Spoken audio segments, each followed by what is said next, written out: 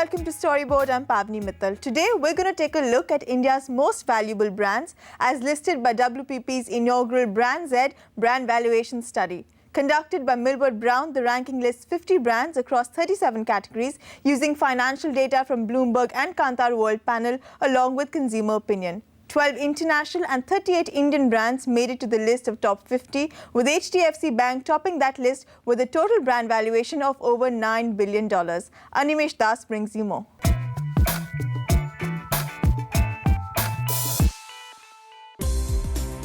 After China, Latin America and a global list, WPP's brand valuation study BrandZ finally arrived on Indian shores last Tuesday.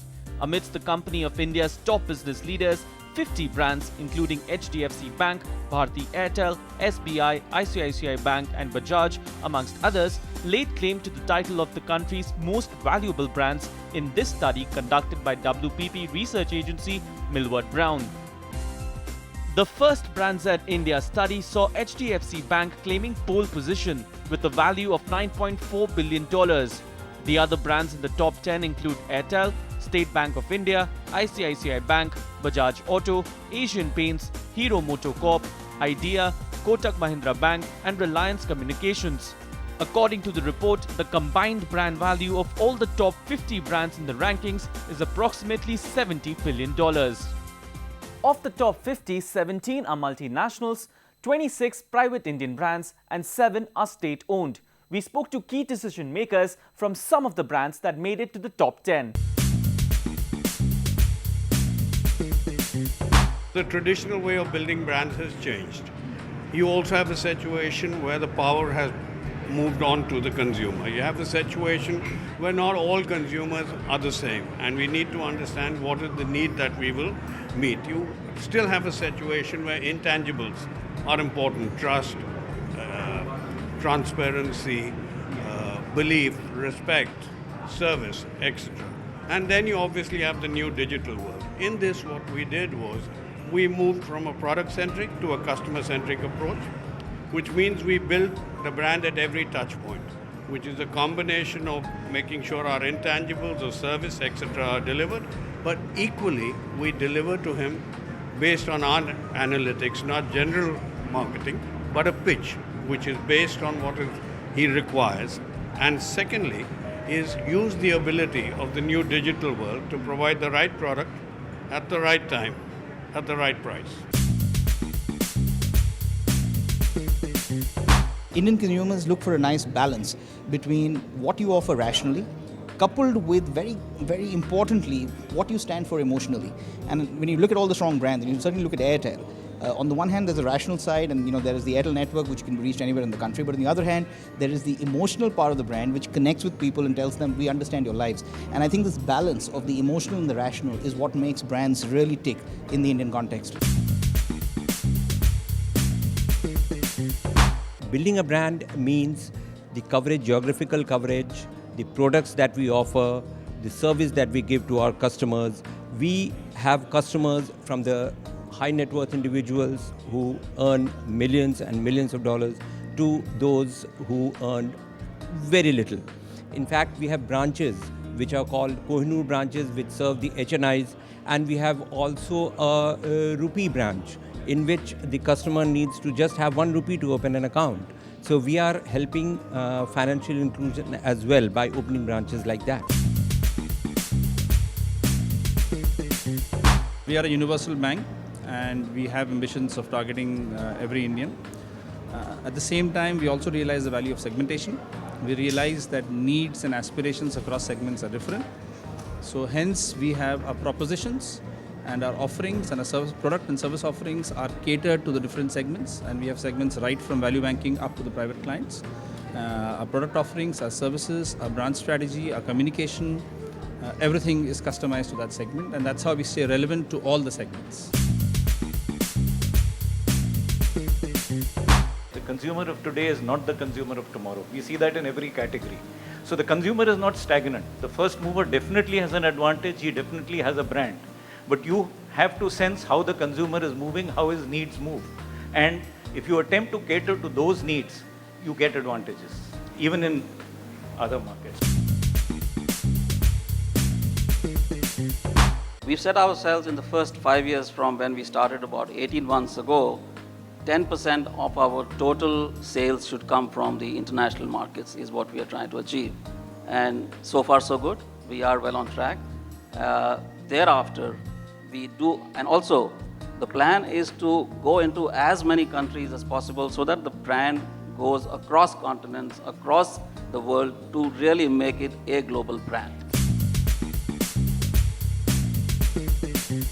When the brand idea was born, we were very small, but we had aspirations to be a large and strong player in this sector.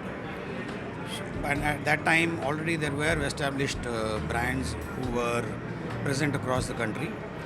But our ambition was to be pan-India.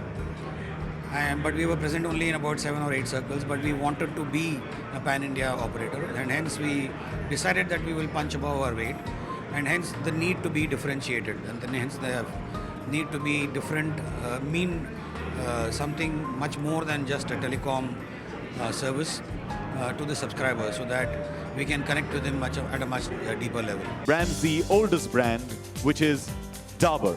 From the top 50, certain brands won accolades. For instance, Dabur received the oldest brand honor, while Maggi was awarded most powerful brand. Here are the brands that won these honors. Maggi is actually a brand that belongs to the consumers. It's a brand that consumers have co-created.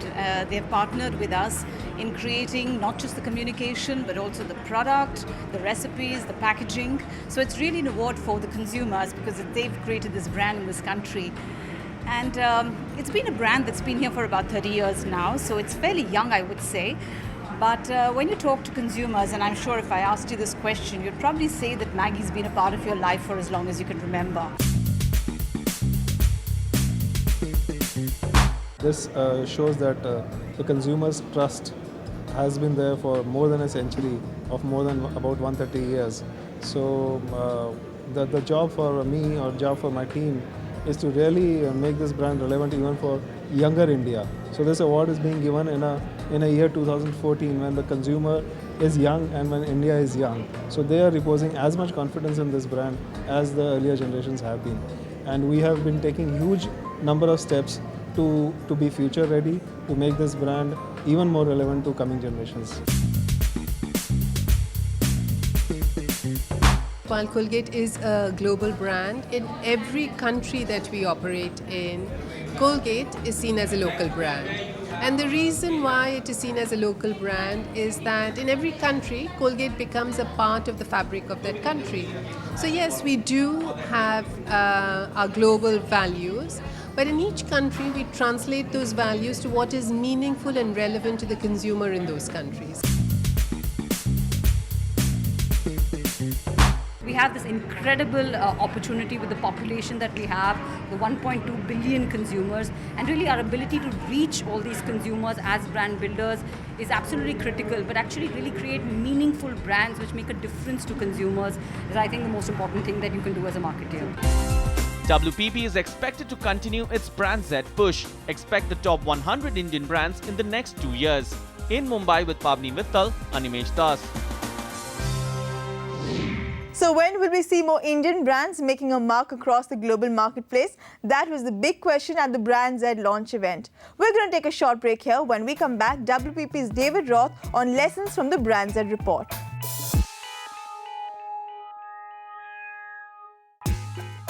Welcome back, you're watching Storyboard. BrandZ was first launched in China 5 years ago and was followed up with the Latin American study. Since then, a global ranking has been released every year since 2011. So how does the Indian study compare with the Chinese and Latin American rankings? And where do Indian brands stand on a global stage? Listen in to what David Roth, CEO of the store and who leads WPP's retail practice, had to say.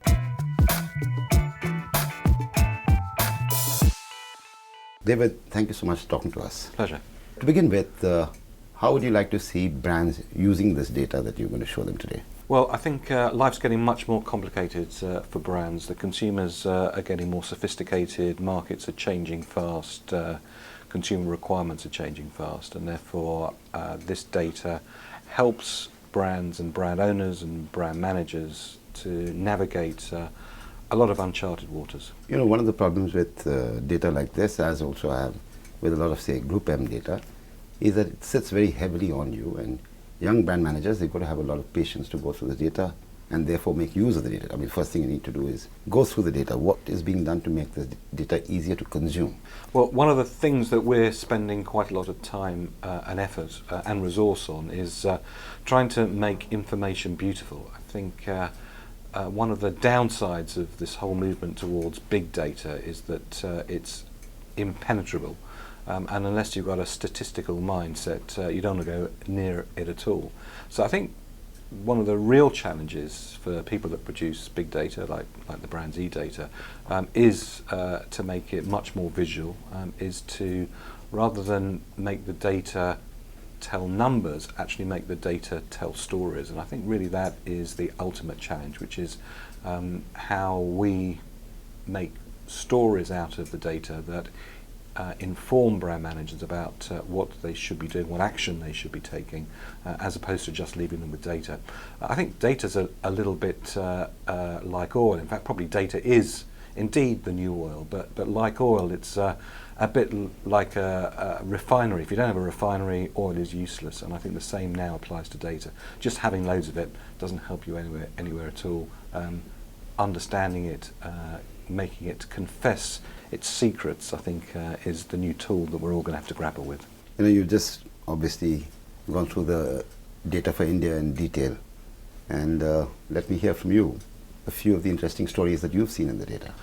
Well, I think the first thing is that what this data has shown is that it's possible in India to create and have very high value brands across almost every sector, and I think that's really important. Because it's not just the fast-moving consumer goods sector or the packaged goods sector that can have big, powerful brands. I think that's the first thing. I think the second thing is how the consumer is now demanding brands give them unbelievable value. That's not that brands should be cheap. In fact, the value of having a brand is that you can charge a price premium that consumer is acceptable to them. But what's coming out of our analysis is how important offering really great value is to the consumer, where they can understand what the value proposition is. And we think that's going to become more and more important. And I think the other issue is how young a country India is, and how it's important to understand the new mindset of the new millennium consumer, and how important digital is in their lives. And I think brands are going to have to look at the way in which they communicate and to use digital as a way of bonding themselves closer between them, their proposition, and the consumer. You know, when you compare the data you've seen from India to the data from China, the data from Latin America, the two other markets where you've gone through this exercise, are there any stories from India which shock you in comparison? I wouldn't say shock me. I think or surprise you? Yes, I think one of the interesting things when you compare those three, we would call them fast-growing markets as opposed to developing markets. I think that's a bit pejorative. But when you look at those three fast-growing markets, we see in Latin America, in a sense, very, very few technology brands that are leading value. We see many more sort of beer brands and alcohol brands. In China, we see many sort of more banks, financial institutions, and technology. Where I think in India, we're seeing a much greater sort of spread of brands. Some of those brands, you know, have been around for hundreds of years, and some of those brands are relatively new. But I think probably the biggest difference is in China, we see 3 or 4 very, very new, maybe 10-year-old, 10 to 15-year-old technology brands that have literally come from nowhere. Tencent is probably a really good example, which is now the most valuable Chinese brand in our top 100 most valuable global brands. Whereas we don't see that many technology brands here in India. Now, while this is the first year you're publishing the data for India, as part of your global leading brands, India data must be available with you. You must have been capturing data for India in years previous, from the time your FT relationship started. Is there data like that? Yes, so we've been collating BrandZ data. I mean, you know, the essence of BrandZ data is consumer interviews, getting them to talk to us and understand in a sort of a structured way their relationship with the brands. We've been doing that probably for about 9 years, so we've got a lot of historical data. This is the first time that we've taken all of that data and used it for brand valuations. We're probably a little bit late in the game, so Sure. We've got a little bit of catch up to do, but I'm really glad and very proud that now we have India within the family of the BrandZ most valuable if brands. somebody had to subscribe to this data, can you go into your historic data and give them a curve instead of a data point? Because this is obviously the first point in a curve today. We've been evaluating Indian brands for some time. We've got about 8 or 9 years of historic data, so we can look back and look at the data points over that period of time. Obviously, this is the first time that we've added the extra dimensions of financials. But if at any brand, historically, we can take a look at and do a specific piece of work just on that brand valuation over time. When you see this going to 100 brands or 200 brands, as the case may be, Well, what is your sort of reaction after you've finished this exercise? We've been unbelievably encouraged by the launch of the BrandZ top 50 most valuable Indian brands. When we launched the Chinese most valuable brands, we started with 50. We did that for 2 years, and then we moved on to the top 100. It was an interesting experience. There's more than 50% extra work moving from 50 brands to 100, but I was envisaged within the next 2 to 3 years we would do that. And I think it's important as well. It's not just about numbers, but it's interesting to see, and our experience in China confirms that some of those brands that are in the sort of the 100 to 75 categorization are themselves very interesting, maybe younger brands, and within those there's a lot of insight about how they have become strong brands and the direction that they're traveling, and that's very instructive for all the other brands as well. Yeah, has there been a sort of request from brands to get even more granular? Like you have a global top 100, then you have a local Indian country-specific top 100 or whatever, and suppose I said I wanted a state-specific top 100. Well, I think everybody likes to get as granular as they possibly can do. Sometimes that's simply not possible.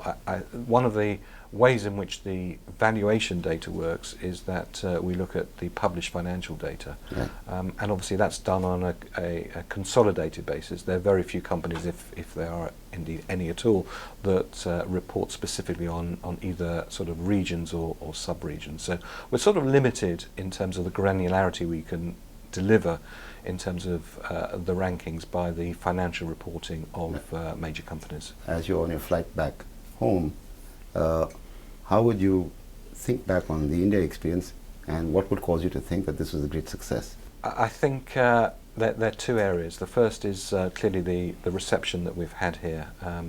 The number of chief executives who have attended the BrandZ event, clearly their interest is important, because we are absolutely convinced that investing in brand is as important investment as investing in plant and machinery or acquiring another company. So it's important to us that chief executives understand the value of a tremendous asset that they have in their organisation. They can't touch it, they can't feel it, they can't kick it, they can't go and review it over the weekend, but it is a tremendous asset.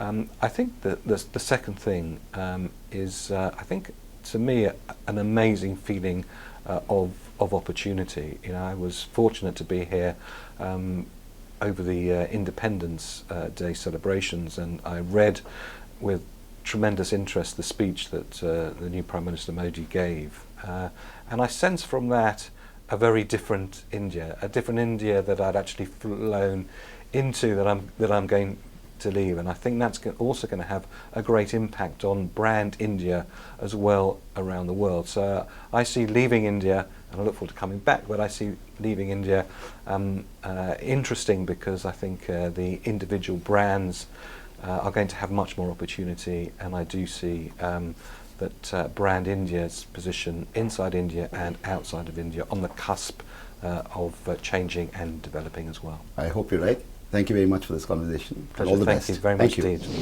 The other big news this week came in from the Media Research Users Council, or MRUC, which announced that the voluntary abeyance placed on the Indian Readership Survey 2013 has been lifted. We will be discussing and analysing what exactly that means on next week's show. And some programming notes before we leave. Storyboard editor Anant Rangaswamy caught up with Sir Martin Sorrell for the monthly conversation. You can catch that interview on 30 Minutes with Martin Sorrell at these times. Also, catch a special episode of The Appointment this weekend. Shireen Bhan is in conversation with 12 business leaders, all tackling the challenge for Indian brands to take the global stage. And remember, you can catch all that content online as well. We're on Facebook, Twitter, YouTube, and there's also the brands page at firstbiz.com. We'll see you next week. Until then, thanks for watching.